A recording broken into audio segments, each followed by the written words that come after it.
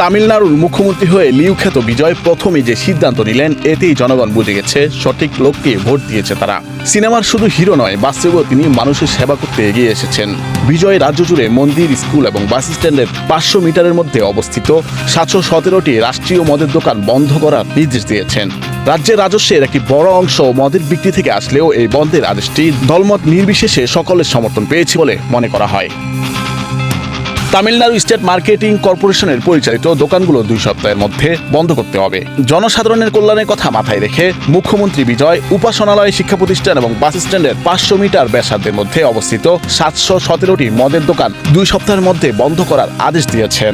এটি বিজয়ের মাদকাসক্তিমুক্ত তামিলনাড়ু গড়ার প্রতিশ্রুতির প্রথম পদক্ষেপ। নুরুল আফসার, বৈশাখী সংবাদ।